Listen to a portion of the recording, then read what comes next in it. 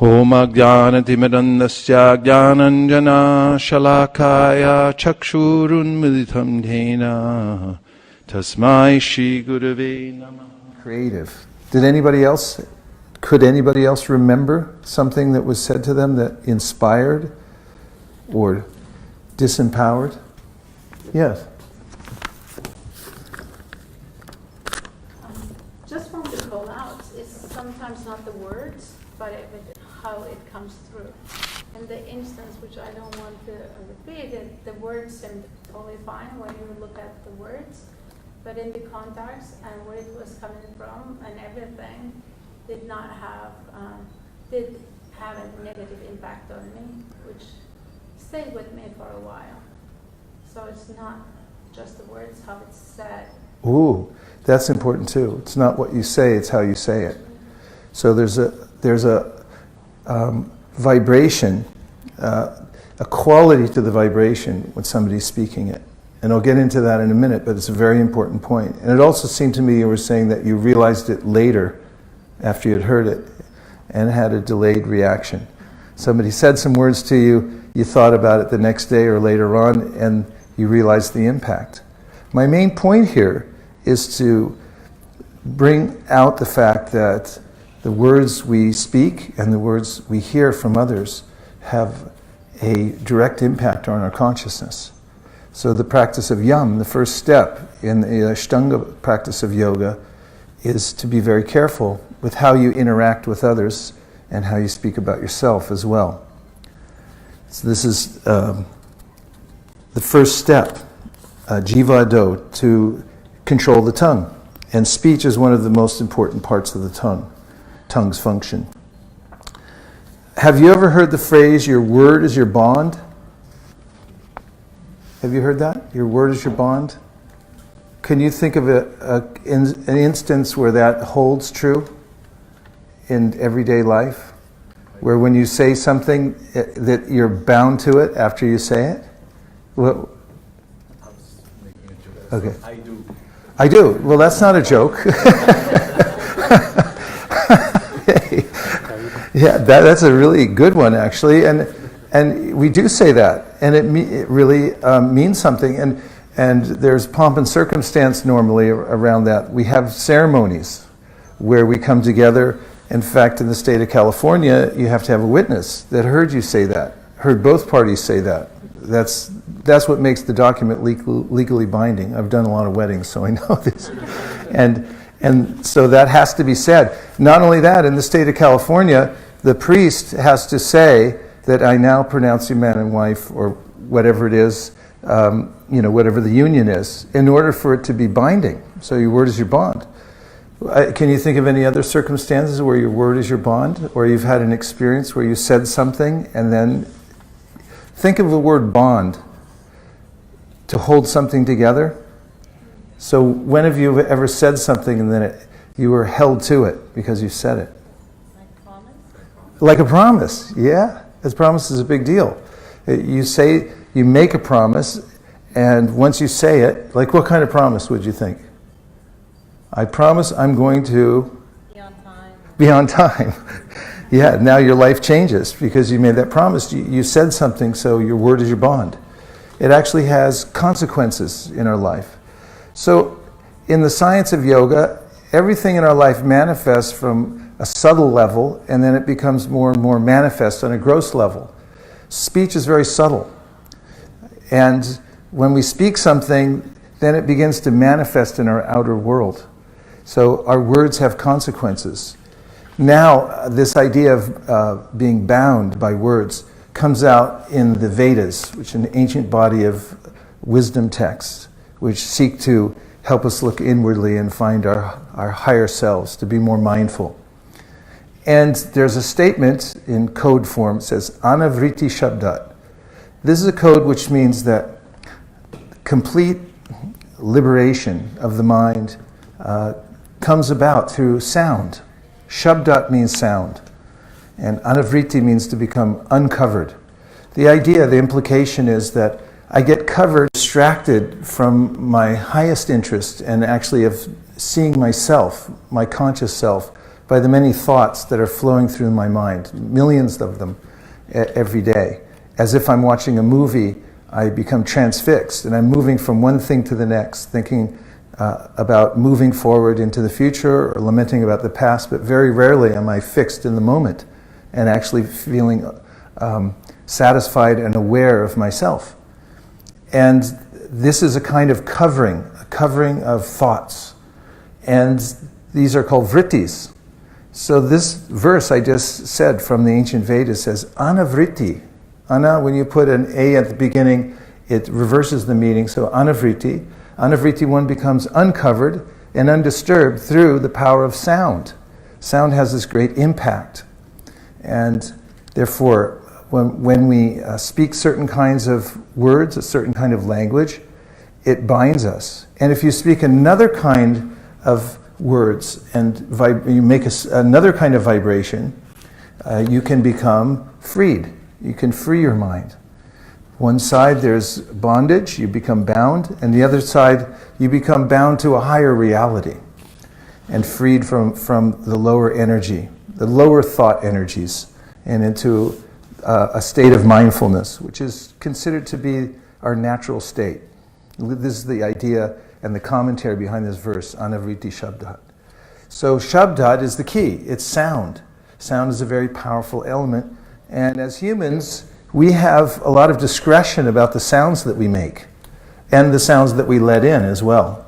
I've given the example many times about in my neighborhood in Burlingame, there are some storm drains, and on each one there's a placard that says, "No dumping drains to bay," and it has a picture of a fish. And one day when I was walking past that, I was thinking about how anything you put in there ends up in the San Francisco Bay. And then later I was thinking about this concept of anabriti shabdat, and whatever sound I put in here, and these are like little storm drains, it ends up in the bay of my heart. There's a repository here inside. I'm collecting those vibrations, they come into me. So remembering that the word, our word is our bond, there are great implications for what I say and how I say it, and also for the kind of sounds that I let in. That's what really regulates my environment. The quality of my life and the quality of is dependent on the quality of my environment. And really, according to the Vedas and the yogic teachings, our environment is really based, the quality of it, on the quality of sound that we're listening to. And speech is so much of that in our lives, what we speak and what we hear others say.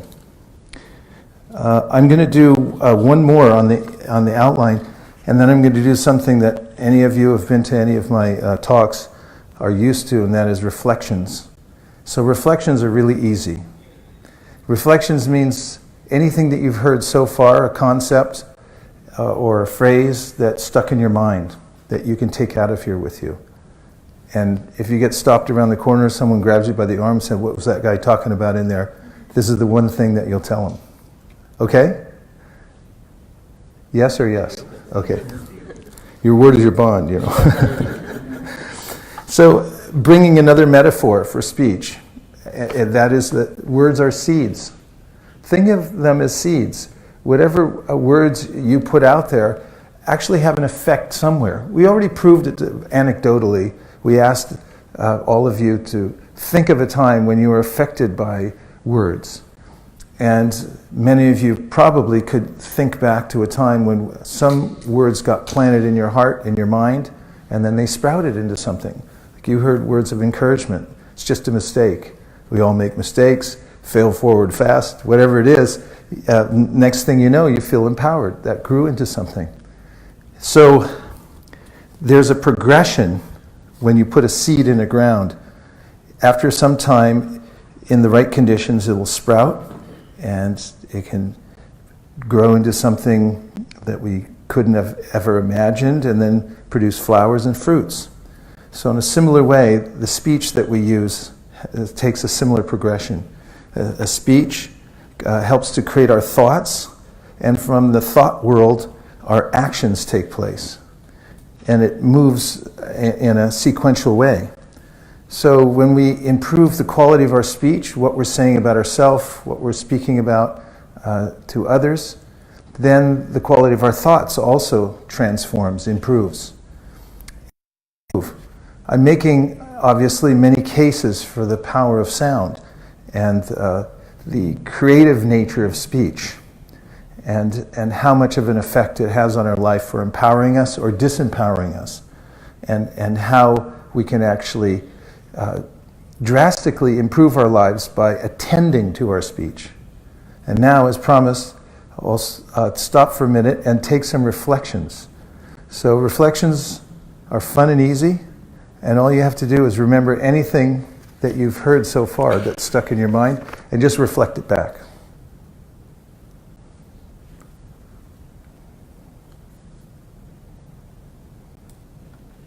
Yes? I think for me, it was a summary of, I can summarize it as words are seeds. Because it grows, it impacts, it can become a forest, or it might not just grow and be a desert. Yes. And seeds look insignificant at first. If you look at a seed, it looks tiny, insignificant, dry. But in time, with a little attention, it grows into something that produces flowers, fruits, and so forth. And so many things manifest in our life from the words that we speak, which are like seeds. What else did you hear? One thought or concept that you're taking away from online, okay? It's from Arash, and he says that he really liked the storm and the drain example. So he wants to reflect that. Yes. And if I ever get a tattoo, and I won't, but I'll put "no dumping drinks to bay" across the side of above each ear, each storm drain. It goes into the repository of the heart, and those things accumulate there. There's a cumulative effect on sound. It goes into the heart. Give me 3 more. Anything that you heard so far that stuck? Yes? I like that, I guess, yoga and the awareness. I guess you said yoga starts with speech or controlling your tongue. Yes. The first step. Really It is. You know, it's helpful in any process to know where the fulcrum of power is, and where if you put your attention, that you'll get the best result. It's the old 80-20 rule. And in yoga, because yoga really is to come to mindfulness and to become aware of your higher self. That's why the asanas are there. That's why the pranayama or the breathing is there. And the meditation can't take place, actually. Let's say if you just, for instance, told a lie. Has that ever happened to anybody? Okay, I'll raise my hand. I'll tell you the first time I remember telling a lie and the results of it. Shall I? Shall I be vulnerable and tell you? Okay. I was a kid. And in my family, I grew up with 2 brothers and a sister. One brother I was very close with. We were at home one day, and my mother had just gone to the store. She would be right back. We had an heirloom instrument in our house. It was a bugle. I heard it came from the Civil War or something like that. It had been passed down through several generations. And we were not to take it outside. That was the admonition. And, we could take it, look at it, but be very careful. Somehow, my brother and I, Tom, took it outside. And we're playing around with it. And I had it in my hands. I left it in the garden. Priceless bugle in the garden. You got the picture, right? So my mom comes home, and she goes out in the backyard and notices that the priceless bugle is planted in the flower bed. And she came out furious, and she said, "Who put the bugle in the garden?" And I knew I did, but I also had an excuse, or not an excuse, but a lie. And that was my friend next door, Denny Scardacci. He was a rascal. He was always doing stuff that was getting him in trouble.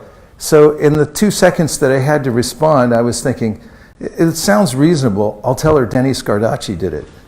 And then I'll be off the hook. And she'll probably believe me because she knows Denny's a rascal. Everybody does. So I said, Denny did it. Denny did it?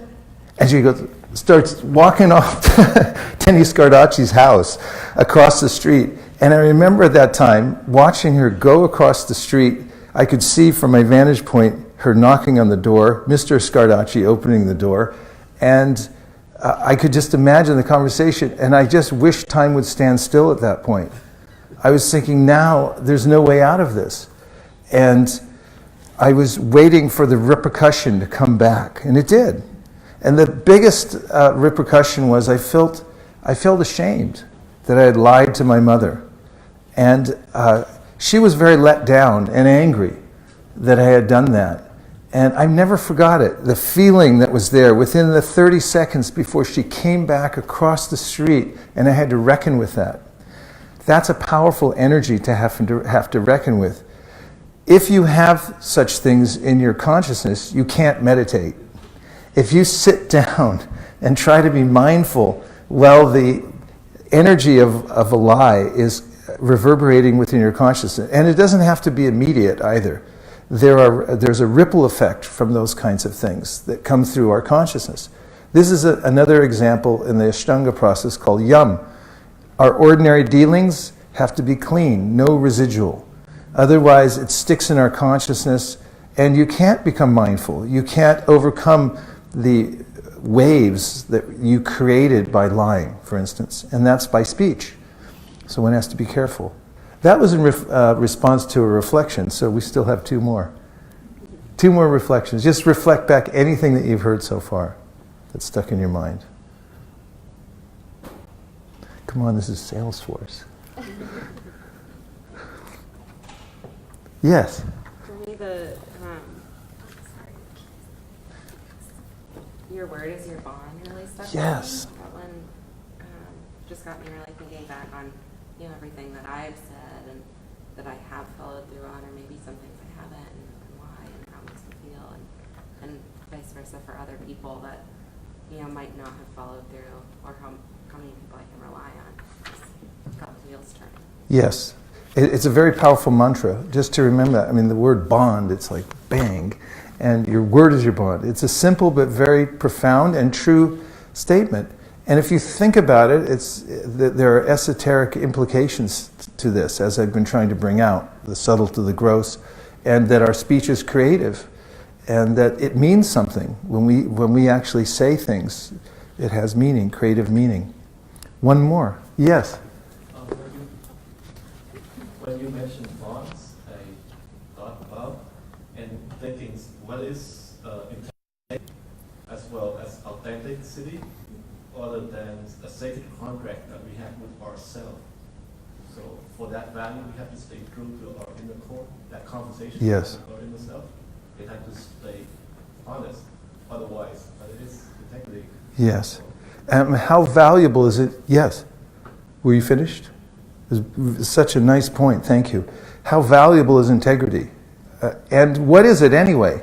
Can you measure it? Is there an integrometer where you can actually measure it, like if you did a scan and you said, here's how much integrity one has? However, it's a real thing. And as you said, you used the word sacred, I could use the word metaphysical. It means above the material. It's not something that you can count like you could count these chairs, but it's as real as anything else, integrity. And this is one of the aspects of the relating to the title, taking conscious control of your life, has to do with tending to our integrity. What level is it at? And when we have that, we have a kind of empowerment that you can't get anywhere else. So much of this has to do with our speech, and you can trace back so many of the situations in which we either gain integrity or we lose it to what we say. Thank you. Good, we did it. We did our reflections for this part. I'm going to do it again in a minute. Okay. So, in the Bhagavad-gita, there's a mention of divisions of speech that one can attend to. So the first one I've already alluded to several times, and that's truthfulness. So these are called the austerities of speech, or using your speech judiciously. so that your consciousness stays clean and actually you feel empowered and full of integrity. So the first thing is tell the truth. So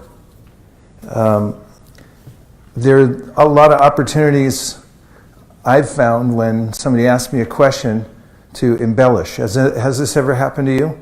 Someone asks you, how many did you do? How many units? And it was 7, but I just say 10. It's like, I'm thinking, why did I say 10? It was only 7. And truth has to do also with withholding or embellishing. There are many different ways. But if one were to try telling the truth unabashedly, at least when it's not putting somebody else in a situation that would compromise them, their lives or something like that. And in all ordinary circumstances, not an emergency where you need to save somebody's life by telling a non-truth, then what would you do differently, or how would you feel differently in your life? Can any of you imagine such a situation, or can any of you that always tell the truth right now tell us what it feels like to not embellish or hold back anything? Either of those. There was a movie with Jim Carrey in which somebody put a spell on him so he could only tell the truth 24 hours a day. Anybody asked him something, because I think before that he was an unethical kind of a business person, and somebody cursed him, and then, right? Was this the storyline? And then he went on, and all the implications now of telling the truth. Of course, he did all the caricatures where, he was trying to stop his mouth from saying it, his mouth would say the truth anyway. And you can see that the environment is different when you adhere to the truth. But this is one of the actual teachings of yoga, of yam, is be truthful and see how it feels. I was walking down the street in New York a few months ago, and someone just walked up to me and said, "Have you read the book, I forget what it's called, Radical Truthfulness," or something like that? And I said, "No, I haven't." And he just walked away. It was New York. And but I was thinking about it afterwards. What does that mean, radical truthfulness? And obviously other people are thinking about it too. How does it align your life in a different way in your consciousness when you commit yourself to the truth? So that's one of the processes actually listed in this yoga treatise, is to be truthful. It's called satyam. Just tell the truth. And the second one is that it should be pleasing. Your speech should be pleasing. So there's a phrase, mukhi prasadat in Sanskrit, and it relates to the fact that whatever we have in our heart comes out through our speech. And we project a kind of vibration out into the world according to the state that we're in. So on one side, I'll get to that side in a minute, how we can be harmful with our speech. But on the side, when your heart is pure and clean, and you're living in integrity, when you speak, there's a certain kind of potency that you have. There's a story about Gandhi, and a woman brought her son to him for counsel and said, my son is out of control. He eats sweets all day long, and he doesn't listen to me, that he shouldn't eat so many sweets. So he said, "You come back in 2 weeks." So the woman brought her son back in 2 weeks and sat him down, and Gandhi said, "So you please don't eat sweets so much." And the kid said, "Okay." And the woman said to him privately, "Why did you have to wait 2 weeks?" He said, 2 weeks ago I was eating a lot of sweets, so I couldn't say anything. And the nature of our speech really is actually bringing out what's in our heart. The vibration actually touches others. So this concept, mukhi prasadat, it means when your heart is clean and actually you want to do good for others and you speak, that it has a powerful effect on people. It actually, they can feel it. They can feel that you're benevolent, that you want to do something good for them.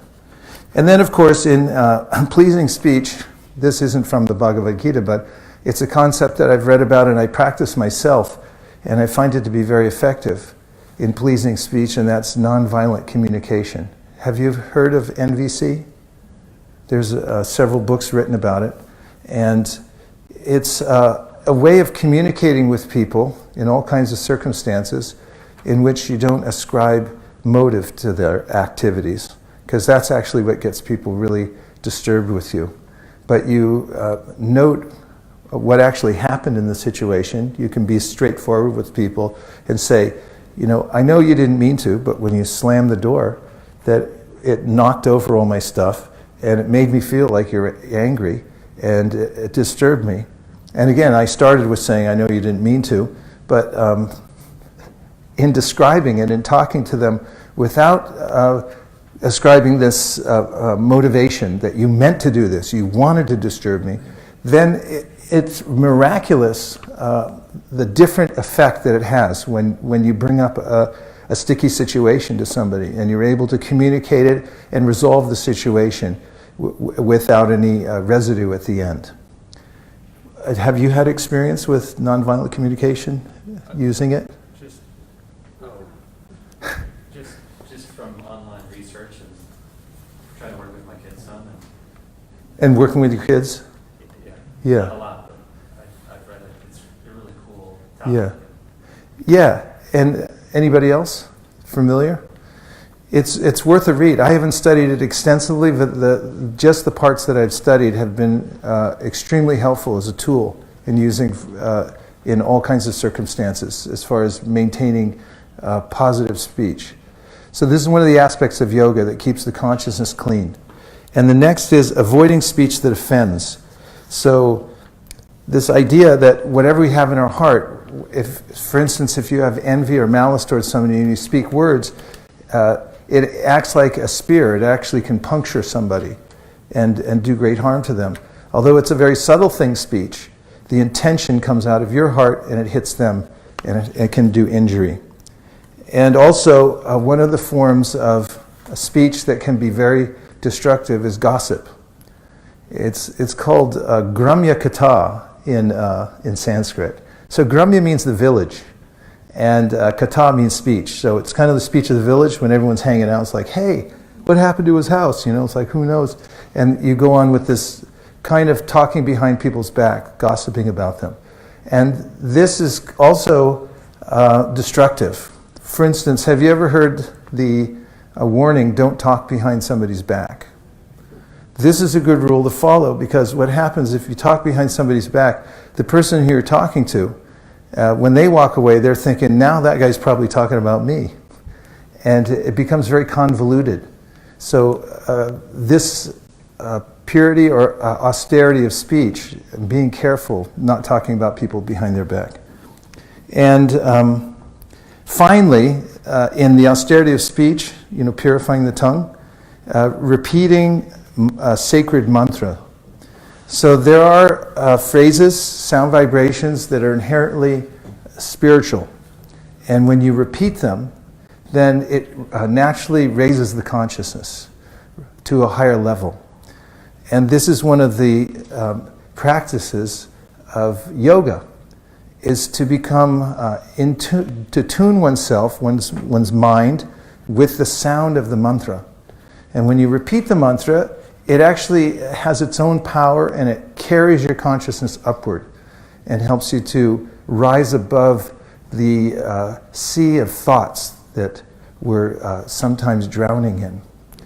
That's why the word mantra, it means actually, man means mind, and tra means to deliver.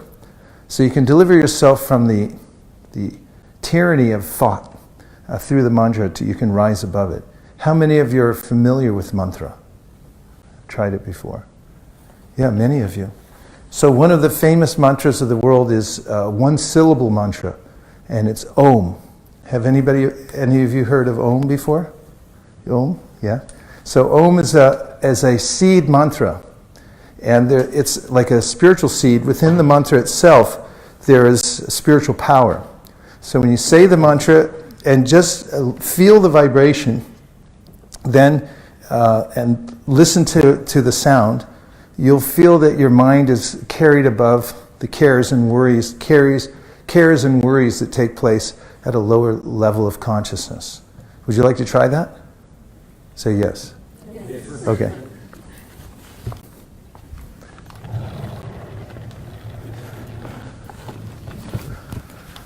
So this is an easy mantra. The mantra is pronounced Om. Try that. Om. And generally when you chant this mantra, you draw it out. And so we'll say it over a few seconds. And so you can just follow me, and I'll try to pick a tone that you can all join in with. But if you can't match with the tone, just do the best you can. And if you'd like to, close your eyes and sit up a little straight. Helps to focus the mind. And with your eyes closed, just take a few natural breaths and notice that you're aware of your breath. You're a little relaxed. And become aware that you're aware for a moment.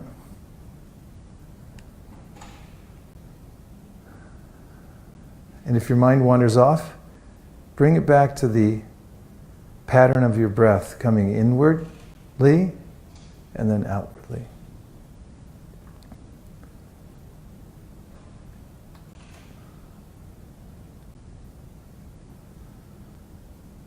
And as I start to say the mantra, then please join in.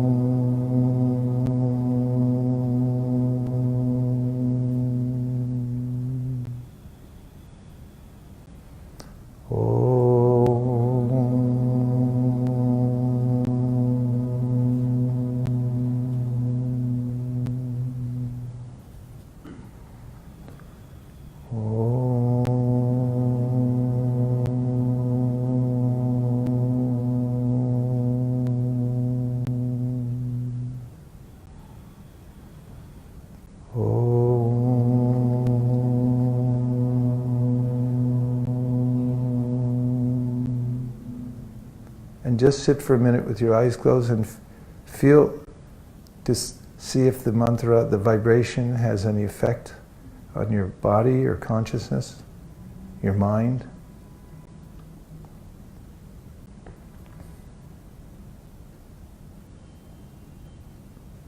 And slowly come back into the room. You can open your eyes.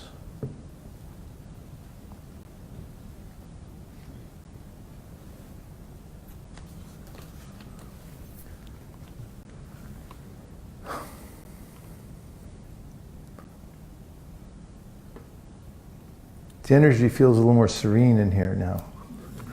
Did any of you have any, well, let me say, what was your experience in chanting Om? It doesn't have to be profound or anything, or even if it was negative, you can reflect it back. What did you experience? Yes.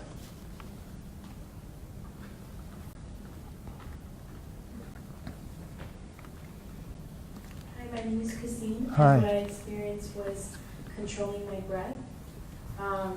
The more I did it, the deeper my breath went, and I was able to say longer. I was able to feel more at peace. That's nice.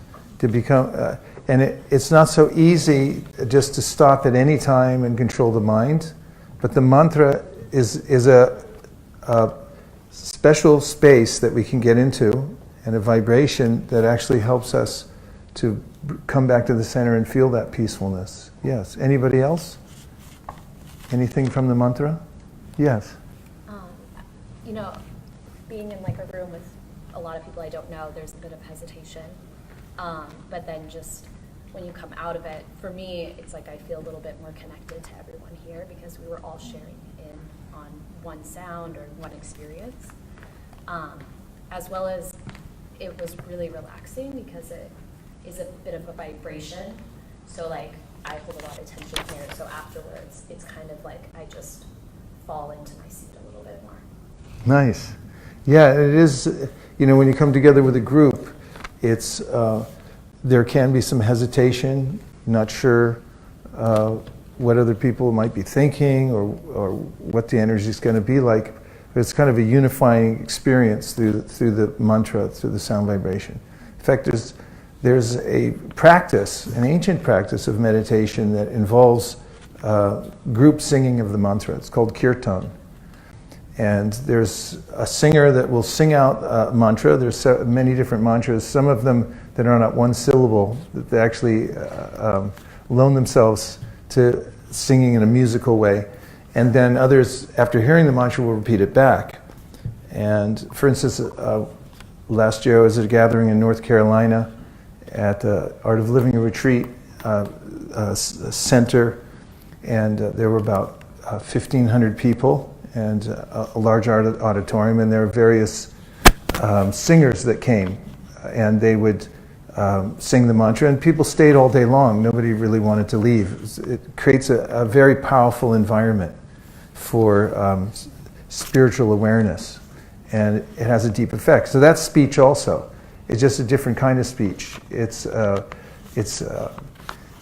particularly directed at a higher level of our chakras, our energy centers within our body, and resonates with those. So this is an example of speech, spiritual speech, deliberately spiritual, that can actually elevate our consciousness.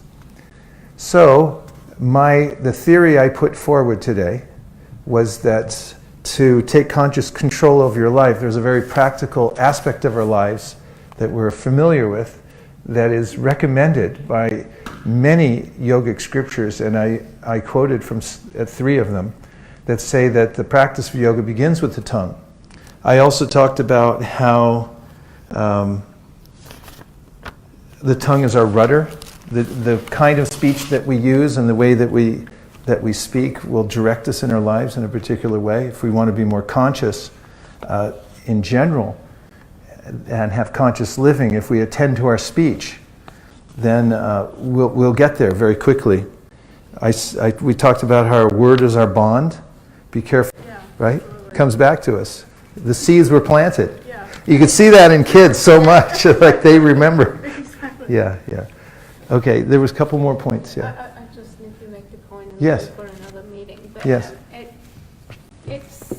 I think we have a couple of questions coming up as a theme, and it's something I'm working on, so it's really reflected in this one as well. How we put into the words what we are thinking at the time. I was very much impacted with a book I recently am listening to. Now the second time, it's called The Radical Acceptance. And it comes from the place of accepting we're human too. Right? The push to drive us to purity and so on. It's a time-taking thing. And just accepting what we're feeling as it is, and having the sacred pause at the moment to understand what it is, just hasn't disappeared at the moment.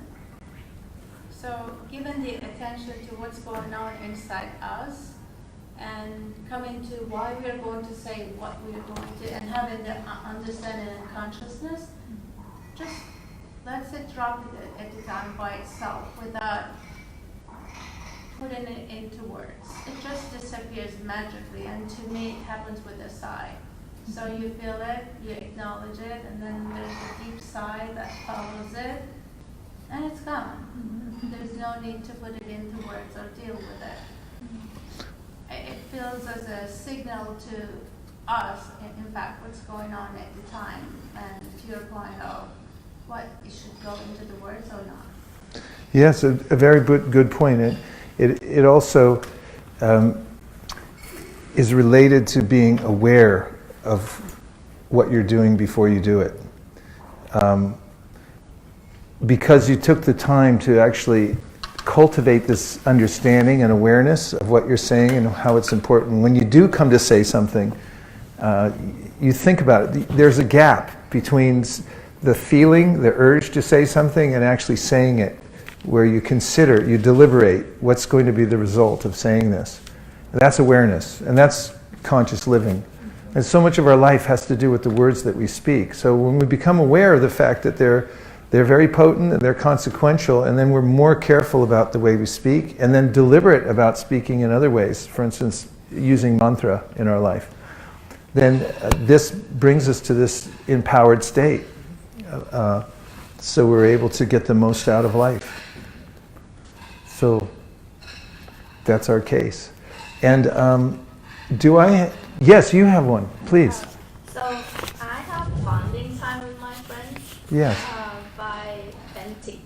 So I listen to them venting, and I vent, and then I do feel better by venting. I understand that it's quite negative to share things, but I have to say it, and I want to let it out. And then having that companion who understands me, who listens, it makes me feel better. But then today's lesson makes me want to change it. Like, how can I change, in a way, the practice of venting so that I feel better? Because I want this negative energy out. Yeah. But not necessarily spreading it to my friends. I'm just having a bonding time with my friends by relieving the stress. Yeah. It's a really good point. These get into the subtleties of the whole topic, and it's really important. Actually, this is accounted for in one of the books I mentioned, which is an essentialization of the principles of yoga. And in it, it talks about this very principle you're talking about, venting and revealing one's heart. It's called, in Sanskrit, it's called kuyam apyati prichyati. So prichyati means sharing, and guya means like your heart. Actually, guya means a secret place. In Sanskrit, Sanskrit words have different meanings. So guyam can mean cave. It could also mean like a secret place, and also means heart, because the heart is our secret place. This is where we keep all our real emotions. We don't reveal them to everybody. So this yogic scripture says, "Guyam apyati krishyati." You should have people in your life that are so close to you that you can actually unburden yourself by revealing what's in your heart.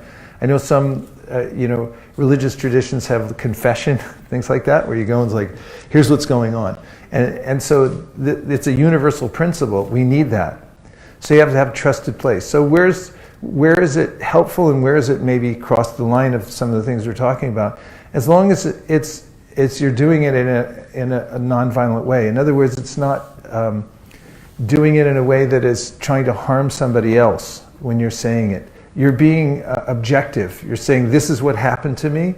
This is what the other person said to me. This is how they made me feel, and so forth, without giving a subjective judgment to what that person's motive was.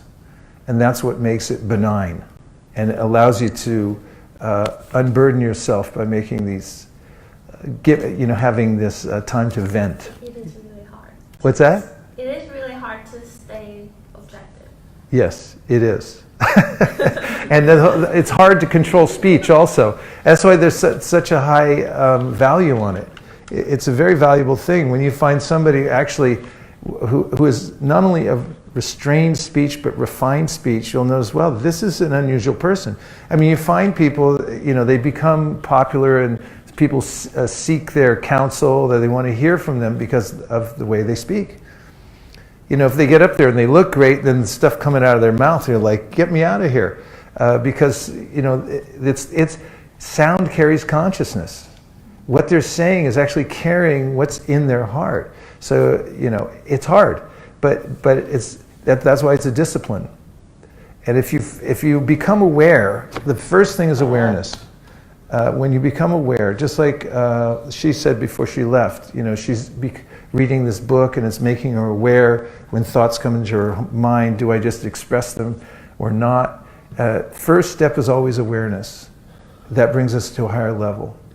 Don't just do things out of reaction, but do it deliberately. So the word deliberate, first, it's spelled the same way. Deliberate, deliberate. It's pronounced differently, means two different things, but it's got that Libra in it. Libra means the scales, right? So before you go out and do stuff, think about it. Take time for your practice inwardly to think, what do I want? How do I want to end up? What kind of things do I want to say or not say? Weigh it out. And when you've deliberated carefully, then you'll be more deliberate in how you speak. And when you do that, then things start to change. You'll notice it. Because we're creative. Our speech is creative. It creates our environment. It molds our consciousness. We're planting seeds all over the place. We don't even know it. We say things to people and there's a seed planted. Was it a good seed? It really depends what was in our own heart. So becoming aware, this is a very subtle but practical aspect of conscious living is our speech. Okay, yes. There's another book. Thank you so much. It's been a pleasure. There's another book called The Four-Agreements. Yes. Which is awesome. It is awesome. It's amazing. The four agreements are: first, your speech should be impeccable. This is the last thing I'll say. Speech should be impeccable. Second is never assume anything. Don't think that you know what's going on. To ask yourself, is this really the truth? The other is don't take anything personally. And the last one is always do your best. And your best can be different in different circumstances, right? I'm with you on this one. I found it in the library one day about 10 years ago. It's like, this is fantastic. I recommend that book. It's called Four Agreements. It's a tiny little book, but it has these four principles that relate. First one is about speech. Your speech must be impeccable. The word impeccable comes from Latin impecciare, which means sinless. So be careful how you speak because it has an impact. Thank you for taking your valuable time. And just now, we have oftentimes after this. Nachari Marman, Nachari Marman, Nachari Marman, Nachari Marman, hey, Nachari Marman, Nachari Marman, Nachari Marman, Nachari Marman.